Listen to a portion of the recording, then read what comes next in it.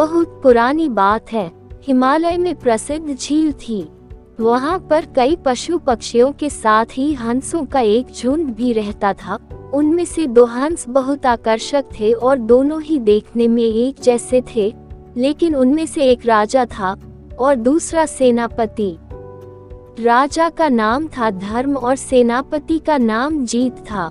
झील का नजारा बादलों के बीच में स्वर्ग जैसा प्रतीत होता था। उन समय झील और उसमें रहने वाले हंसों की प्रसिद्धि वहां आने जाने वाले पर्यटकों के साथ देश विदेश में फैल गई थी, जिससे प्रभावित होकर एक राजा को वह नजारा देखने की इच्छा हुई।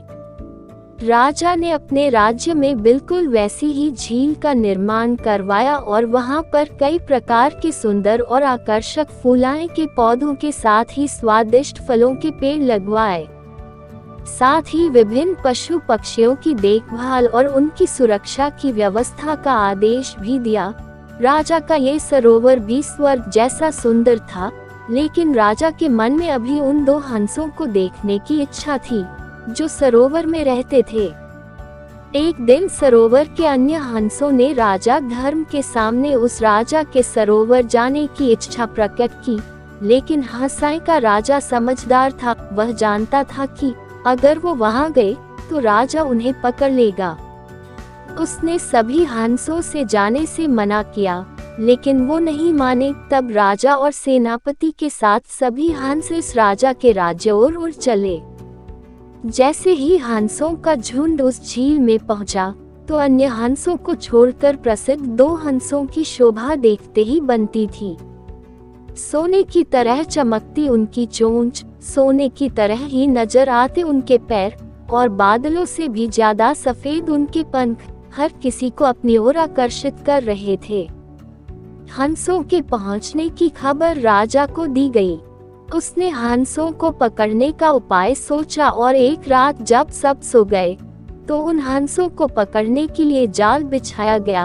अगले दिन जब हंसों का राजा जागा और भ्रमण पर निकला तो वह जाल में फंस गया।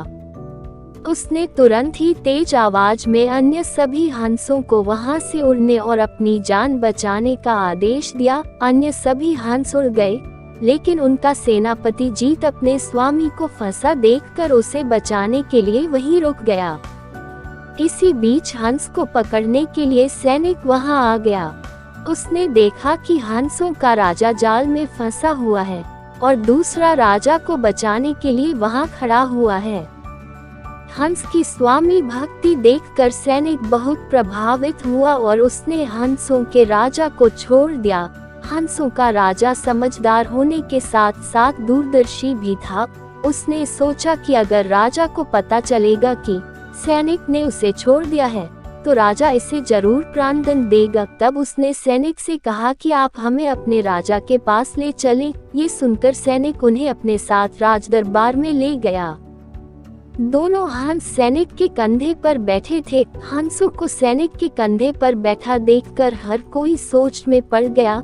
जब राजा ने इस बात का रहस्य पूछा तो सैनिक ने सारी बात सच सच बता दी। सैनिक की बात सुनकर राजा के साथ ही सारा दरबार उनके साहस और सेनापति की स्वामी भक्ति पर हैरान रह गया और सभी के मन में उनके लिए प्रेम जाग उठा। राजा ने सैनिक को माफ कर दिया और दोनों हंसों को आदर के साथ कुछ और दिन ठहरने का निवेदन किया। हंस ने राजा का निवेदन स्वीकार किया और कुछ दिन वहां रुककर वापस झील चले गए।